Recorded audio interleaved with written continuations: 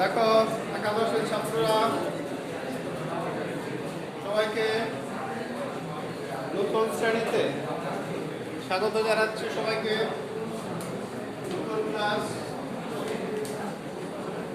ক্লাসে সবাইকে স্বাগত জানাচ্ছি। সবাই চুপ থাকো, চুপ থাকো, চুপ থাকো সবাই। এদিকে ধরবা না কেউ, অ্যালার্ট থাকো। হাত করে নাও সবাই, হাত করে নাও সবাই, অ্যালার্ট থাকো। স্লাইডে যা দেখতে পাচ্ছ সেটা হচ্ছে ডেবিট কার্ড নির্ণয়ের সূত্র দেখতে পাচ্ছ, তাই না? এই বারবার বলতেছি, এই সূত্র কন্ট্রোলে না আসলে পদে পদে বিভিন্ন জায়গায় জাবেদা চ্যাপ্টার আছে, তাই না? খতিয়ানের পরে রেওয়ামিল। সবাই চুপ থাকবা, সবাই চুপ থাকবা। রেওয়ামিলের পরে আবার আর্থিক বিবরণী আছে, তাই না? সব চ্যাপ্টারে হোঁচট খাওয়া যদি এই সূত্র পুরো কন্ট্রোলে না আসবে। সম্পদ বার্লে ডেবিট। সম্পদের সংজ্ঞা কি? নগদ, ব্যাংক জমা, সম্পদ এবং যেগুলো দীর্ঘমেয়াদী ব্যবহার হয়, একবার কিনে দীর্ঘদিন ব্যবহার করবা, সেগুলো হচ্ছে সম্পদ। একবার কিনে দীর্ঘদিন ব্যবহার করবা। যন্ত্রপাতি, ভূমি, দালান কোঠা আছে না, এগুলো সব সম্পদ। মেশিনারি, ল্যাপটপ মানে অফিস সরঞ্জাম, এগুলো সম্পদ। কোনটা? ব্যাংক জমা, যেটা তোমার প্রতিষ্ঠানের যে টাকা জমা আছে এটা সম্পদ। প্রতিষ্ঠানের যে টাকা জমা থাকবে এটা সম্পদ। এই সম্পদ বাড়লেই ডেবিট হবে। যখন নগদ বাড়বে তখন নগদান ডেবিট। নগদ হিসাব বলে কোনো হিসাব লেখা হয় না, নগদান হিসাব ডেবিট হবে। মনে করো ব্যাংক ব্যালেন্স বাড়লো, তখন কি হিসাব ডেবিট? Bank debit. তুমি আসবাবপত্র কিনলা, কি বাড়বে? আসবাবপত্র বাড়বে, আসবাবপত্র হিসাব ডেবিট। তুমি যন্ত্রপাতি কিনলা, কি বাড়বে? যন্ত্রপাতি বাড়বে, যন্ত্রপাতি হিসাব ডেবিট। এইভাবে ডেবিট হবে। অন্যদিকে যন্ত্রপাতি তুমি বিক্রি করলা, যন্ত্রপাতি বিক্রি করলে কি ক্রেডিট হবে? যন্ত্রপাতি যখন বিক্রি করবা তখন কি ক্রেডিট হবে? তখন যন্ত্রপাতি ক্রেডিট হবে। যন্ত্রপাতি বিক্রি করলে যন্ত্রপাতি হিসাব ক্রেডিট হবে। আয়ের কথাতে এখনো যাই না। যন্ত্রপাতি তুমি বিক্রি করলা, তখন যন্ত্রপাতি কি হবে? কমে যাবে না? যন্ত্রপাতি হিসাব ক্রেডিট হবে। দিয়ে এইভাবে তুমি সিরিয়ালি লিখবা, যাবে তাই সিরিয়াল আছে, এলোমেলো না। যেমন তোমাদের ফার্স্ট পিরিয়ড, সেকেন্ড পিরিয়ড, এটা সিরিয়ালি হচ্ছে না, এইভাবে সিরিয়ালি লেনদেনগুলো লিখতে হবে। 26 তারিখের লেনদেন কেউ আগে লিখলো, 3 তারিখের লেনদেন পরে লিখলো, তাহলে এটা ভুল। ক্লিয়ার? সিরিয়ালি লিখতে হবে। সম্পদের অপোজিট কি? সম্পদের অপোজিট দায়। যেহেতু অপোজিট, এজন্য দায় নির্ণয়ের সূত্র আলাদা। দায় বাড়লে কি? ক্রেডিট। আর কমলে কি হবে? ডেবিট হবে। এখন দায়ের উদাহরণ, যদি ধারে কিনো কারো কাছ থেকে, তাহলে পাওনাদার টাকা পাবে, পাওনাদার বা প্রদেয় টাকা পাবে, তাহলে পাওনাদার বা প্রদেয় ক্রেডিট হবে। ধারে কিনলে পাওনাদারকে পেমেন্ট করলা, তখন দায় কমবে না বাড়বে? তখন পাওনাদার ডেবিট হবে। পাওনাদার বা প্রদেয় হবে ডেবিট। এরপরে কি আছে? স্বত্বাধিকার বা মালিকানা সত্ত্ব বাড়লে হবে ক্রেডিট। স্বত্বাধিকার, মালিকানা সত্ত্ব বাড়লে ক্রেডিট হবে। মূলধন নিয়ে আসলে মালিক ব্যবসা থেকে টাকা পাবে, মূলধন নিয়ে আসলে, এই জন্য কী হবে? মূলধন হিসাব ক্রেডিট হবে। নিজের প্রয়োজনে টাকা তুলে নিল, উত্তোলন না? স্বত্বাধিকার কমে বা মালিকানার সত্ত্ব কমে, এই জন্য উত্তোলন হিসাব ডেবিট হবে। টাকা যে কোনো সময় নিয়ে আসলে মূলধন ক্রেডিট, আর টাকা যদি তুলে নিয়ে যায় তাহলে উত্তোলন ডেবিট হবে।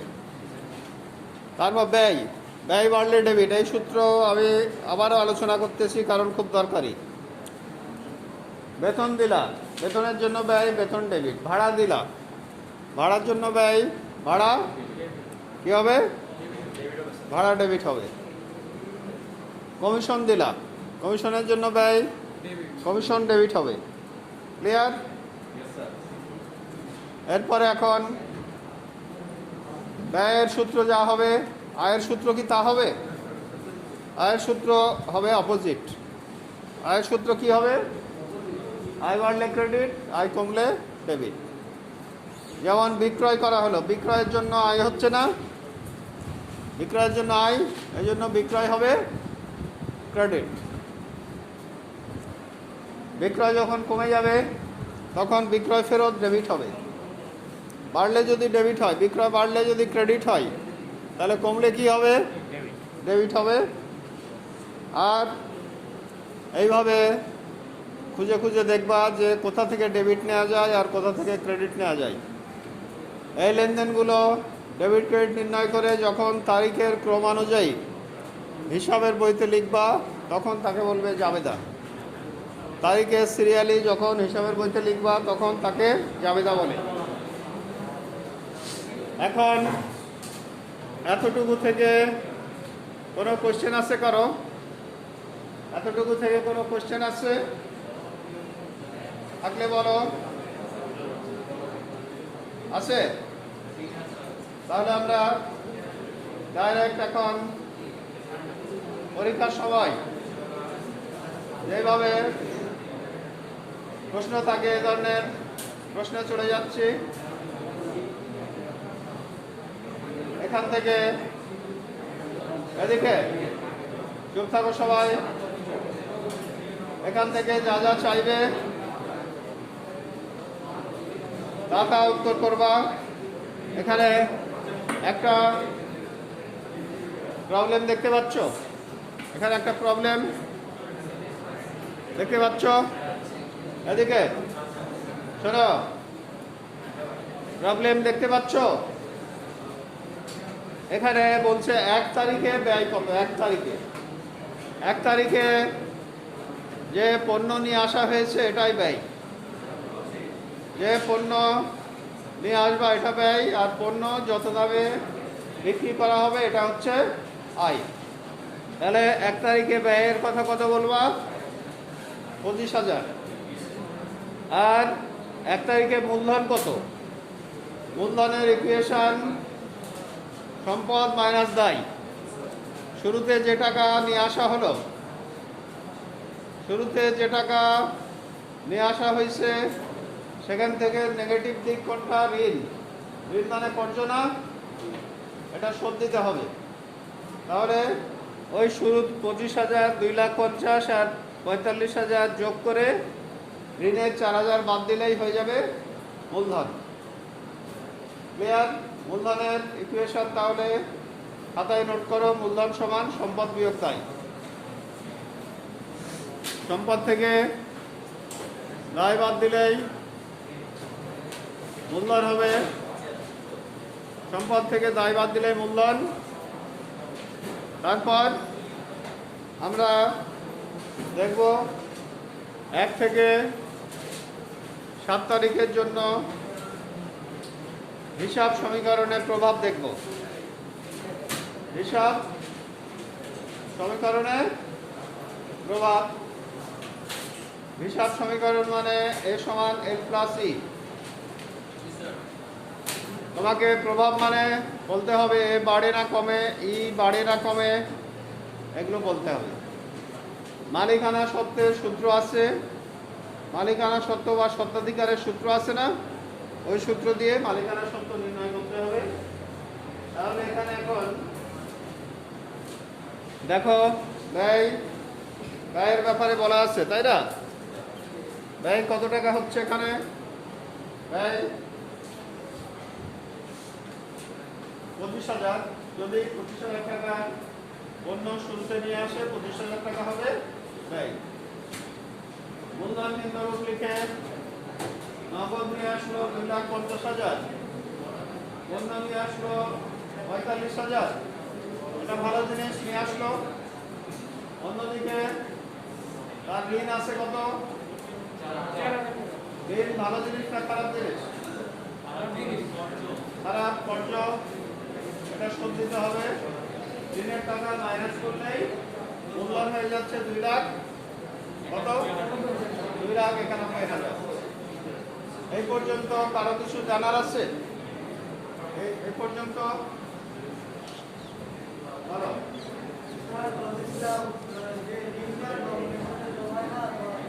ঋণ যখন 2 রকম ঋণ আছে, একটা ঋণ হচ্ছে তুমি এখনই ঋণ নিয়ে শুরু করলা, তখন ক্যাশের সাথে যোগ হবে। আর আরেকটা ঋণ হচ্ছে এখন ঋণ নাও নেই, আগে থেকেই ঋণ আছে, যেটা এখানে বোঝানো হচ্ছে। ঋণ উদ্বৃত্ত কথাটা আছে, ঋণ উদ্বৃত্ত কথাটা করা আছে। যখন যদি বলতো ঋণ নিয়ে ব্যবসা শুরু করা হলো, তখন নগদের সাথে যোগ হবে। আর এখানে ঋণ উদ্বৃত্ত বলা আছে, মানে ঋণ এখন নিচ্ছ না, আগে থেকেই ঋণ আসছে। ক্লিয়ার? হিসাব সমীকরণে প্রভাব যখন চাইবে, সিট ডাউন। হিসাব সমীকরণে প্রভাব চাইলে তখন এটা বিবরণী ছকে দেখাতে পারো, অথবা কি করতে পারো, এখন যেভাবে দেখতেছো এভাবে দেখাতে পারো।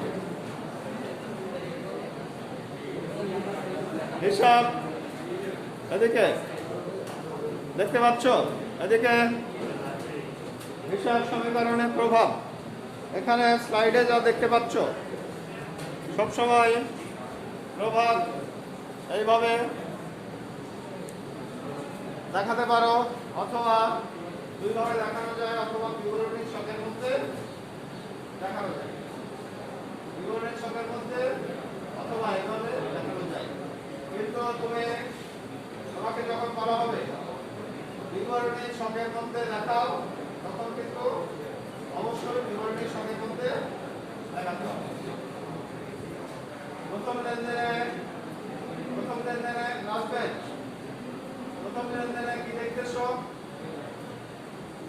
নগদ টাকা নিয়ে আসা হলো, তাই না? নগদ টোটাল নিয়ে আসলো কত? 2,50,000। তাতে এর বৃদ্ধি পাবে, বলতে হবে 2,50,000। এর বৃদ্ধি পাবে 2,50,000। আর কি হচ্ছে?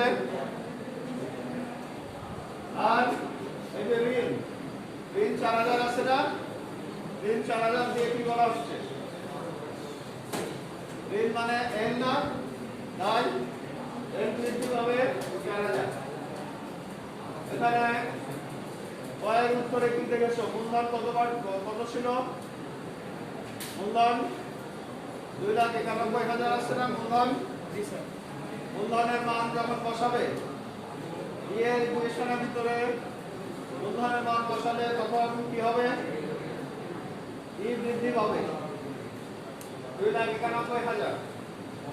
শুরুতে যে পণ্য আছে, পণ্য খরচ মানে ইএক্স বা এক্সপেন্সেস, খরচের মান বসালে মালিকানা সত্ত্ব বা স্বত্বাধিকার কি হবে? কমে যাবে। দিয়ে এইভাবে দেখাতে হবে, কোনটা বাড়লো কোনটা কমলো এটা বলা। এই সমান n প্লাস ই। এই সমীকরণের মধ্যে কোনটা বাড়লো আর কোনটা কমলো এটা বলাই হচ্ছে হিসাব সমীকরণের প্রভাব। এটা এইভাবে দেখানো যায়, অথবা বিবরণী ছকের মধ্যেও দেখানো যাবে। বিবরণী ছকের মধ্যেও দেখানো যাবে। বিবরণী ছক মানে নগদের ঘর টাকা, নগদের ঘরে যেটা প্লাস হলো লিখলাম, মাইনাস হলে আবার মাইনাস করে দিলাম, আবার প্লাস হলে প্লাস করে দিলাম, এইভাবে দেখাবো। সঞ্চয়পত্র ক্রয় 34,000। সঞ্চয়পত্র ক্রয় কি ব্যয়? সম্পদ। সম্পদ মানে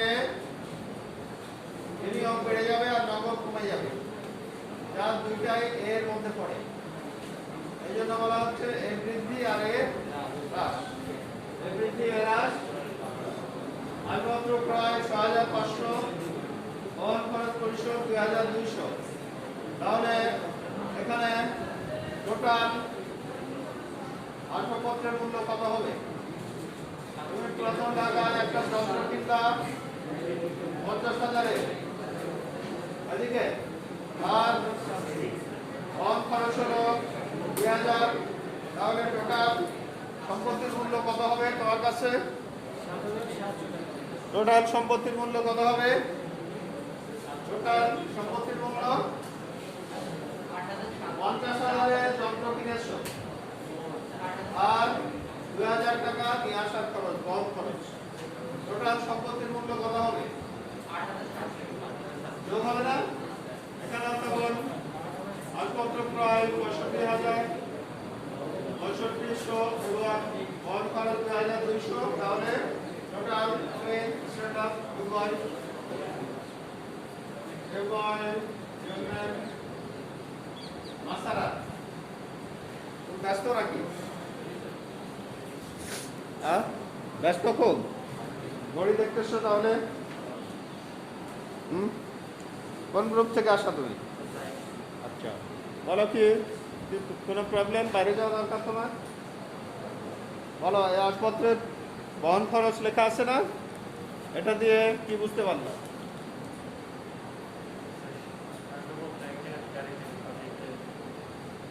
বহন খরচ হয়।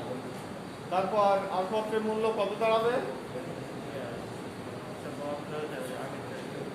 প্রভাবে দিয়ে প্রভাবে কি বলবা তাহলে? প্রভাবে বলবা কি বলবা? আসপত্র কিসের মধ্যে পড়ে? এটা কি খরচ না সম্পদ না দায়? এ এল আর ই আছে না হিসাব সমীকরণে? তার মধ্যে কোন পর্যায়ভুক্ত? এর মধ্যে পড়ে, এর মধ্যে পড়ে না ই এর মধ্যে পড়ে? এর মধ্যে পড়ে। এটা এখানে আসপত্র বেড়ে যাবে, এই জন্য এ বৃদ্ধি পাবে আর নগদ হ্রাস পাবে, আছে না? তাহলে এ হ্রাস পাবে।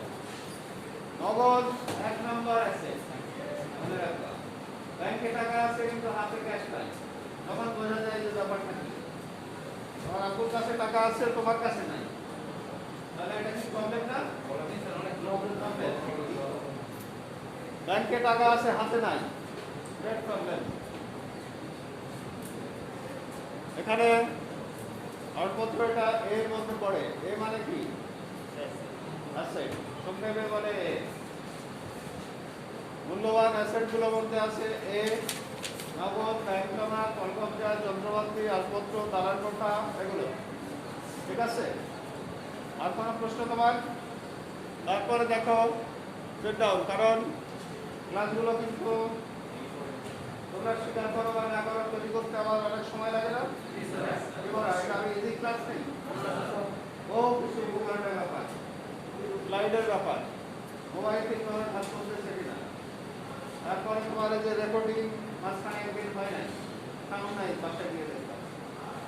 অর্থাৎ সিরিয়াসলি না আপনার ক্লাসগুলো দেখো, বা প্রত্যেকটা ক্লাস আমি আপলোড দিই, দেখো দেখবা তাহলে ভালো লাগবে। তারপরে আসপত্রে অবশ্যই ধার্য করা হলো। অবশ্যই মানে কি হয়? এটাও একটা ব্যয়, খরচ। খরচের কারণে ই কি হবে? ই খরচের কারণে ই হ্রাস পাবে। আর আসপত্রের অবশ্যই ধরলাম মানে আসপত্রের পরিমাণ কি হবে? কমে যাবে, যেটা কিসের মধ্যে পড়ে? এর মধ্যে পড়ে নাকি? যেটা পড়ে এর মধ্যে। ধারে মাল ক্রয়, পরিবহন খরচ। ধারেই কিনো আর নগদেই কিনো, সবই খরচ। কিন্তু তুমি বার্গার খেয়েছো ধারে তোমার আব্বুর পরিচিত দোকান থেকে, তার মানে কি ফ্রি? আব্বু পেমেন্ট করবে, তাই না? খরচ, এটাও খরচ। তো খরচের কারণে মালিকানা বা স্বত্বাধিকার কী হবে, কমবে না বাড়বে? হ্যাঁ, কমে যাবে। আর এখানে ধারে ক্রয়ের কারণে পাওনাদার নামে একটা দায় এল বেড়ে যাবে। এল, পাওনাদার হচ্ছে লায়াবিলিটিজের মধ্যে পড়ে, এল বেড়ে যাবে। আর পরিবহন খরচ যে নগদে দিচ্ছে, তাহলে ক্যাশ কী হবে, কমে যাবে। এই জন্য বলা হচ্ছে এ হ্রাস পাবে 2000, আবার ই হ্রাস পাবে, মানে টোটাল মিলে খরচ, ধারে ক্রয়ও খরচ, পরিবহন ব্যয়ও খরচ। তাহলে টোটাল কত হ্রাস পেল খরচের কারণে? টোটাল 3400 আর 2000, 5400 টাকা টোটাল কি হলো, কমে গেল, ব্যয়ের কারণে হ্রাস পাবে। আলমারি বিক্রয় করলে নগদ বাড়ে, এটা এর মধ্যে পড়ে, এ বৃদ্ধি। আসবাবপত্র কমে যায়, এই জন্য আসবাবপত্র কমার কারণে এটাও এর মধ্যে পড়ে, এ হ্রাস। এ বৃদ্ধি, এ হ্রাস। এবার এখান থেকে প্রশ্ন থাকলে বলো, কারো যদি কোনো প্রশ্ন থাকে বলো। আছে? হ্যাঁ বলো। হ্যাঁ, যদি শোনো, মাস করে নাও, যদি কোনো সম্পত্তি ক্রয়ের সাথে বহন খরচ হয়, সম্পত্তির মধ্যে যোগ হয়ে যাবে। মাল ক্রয়ের ক্ষেত্রে এটা আলাদা খরচ। কোনটার ক্ষেত্রে? কোন বহনের কথা বলতেছ? আচ্ছা, সেটাই বলার চেষ্টা করতেছি অনেকক্ষণ ধরে। এদিকে তোমাদের যা প্রশ্ন আছে আমাকে বলবা, কারণ এর আগে আমি বলছিলাম তোমরা 19-20, মনে করো তুমি 19% জানো, আরেকজন জানে 20%, খুব বেশি কম বেশি না। বলতে যাচ্ছি তুমি জাপানে একটা মেশিন কিনলা 2 লাখে, তুমি নিয়ে আসার খরচ করলা 10,000, তোমার কাছে এটার মূল্য হবে কত? 2,10,000। সম্পত্তির ক্ষেত্রে বহন খরচ হলে সম্পত্তির দাম বাড়ে, কিন্তু ক্রয়ের ক্ষেত্রে যখন বহন খরচ, সেটা হচ্ছে খরচ। এখানে আসবাবপত্র ক্রয়ের সাথে যে বহন খরচ আছে, এটাকে খরচ বলা যাবে না, এটা দিয়ে সম্পত্তির দাম বাড়ে। ক্লিয়ার? কোনটা, কোন লেনদেনের রাস্তা? আমার তো এ বৃদ্ধি পাবে না, বহন খরচে কোন বহন খরচ বলতেছো? আচ্ছা, হ্যাঁ, এ বৃদ্ধি পাবে। টোটাল আসবাবপত্রের মূল্য বেড়ে যাচ্ছে কত? যদি আপনি 2,10,000, আবার ক্যাশও কমে যাবে 2,10,000। ক্লিয়ার? আর কি প্রশ্ন তোমার? অন্য কারো এই ব্যাপারে কোনো কিছু জানার আছে? আর জানার আছে? অশোক, এখন তুমি কোন দূর থেকে আসা? তোমাদের এখন কিন্তু হাফ শার্ট ড্রেস, জানো? সবাই মাস্ক পরে থাকো, যে কোনো সময় আবার করোনা ফেরত আসতে পারে, মনে রাখো। এখন তুমি কোন দূর থেকে আসা? আচ্ছা, তোমার গ্রুপ করে কোনো গ্রুপ নাই, এটা হচ্ছে ব্যবসায় শিক্ষা, হ্যাঁ, বিজনেস স্টাডিজ গ্রুপ থেকে আসা। এই জন্য তুমি অল্প জানো, কিন্তু খুব বেশি ভেবে ফেলেছো, কোনো ব্যাপার না। এখন তুমি আমাকে বলো, সবগুলো লেনদেন থেকে একই সৃজনশীল প্রশ্ন দিয়ে তোমাকে বলা হলো এর মান নির্ণয় করো। এখনই বোঝা যাবে যে তোমার অবস্থা কোন লেভেলে আছে। এর মান নির্ণয় করতে বললে কি কি কাজ করবো?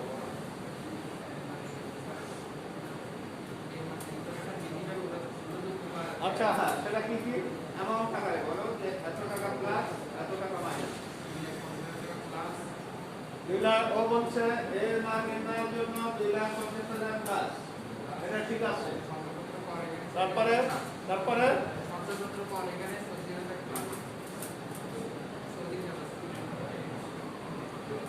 তারপর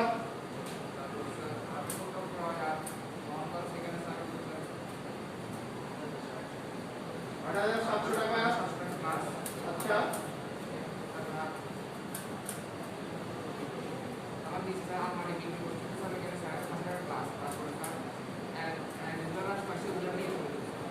যেমন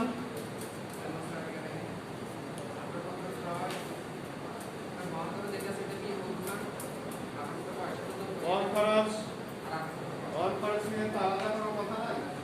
টোটাল টাকা দিয়ে আলপত্রের মূল্য বেশি পাবো। বিয়োগ কত টাকা করবা? আপনাদের আমি জানতে চাইবো ওটা বলতেছে। আর তারপর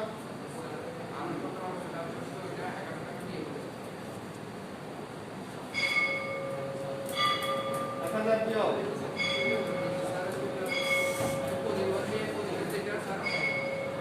এখানে 2000 বিয়োগ এই রাশিফল 2000 আছে না? 2000 বিয়োগ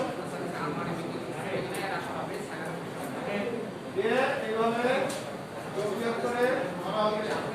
এখন যেটা ব্যাপার আমাদের পরবর্তী ক্লাসেও আবার আলোচনা হবে, ঠিক আছে? পরবর্তী অংশ পরবর্তী ক্লাসে আলোচনা হবে। সবাইকে ধন্যবাদ।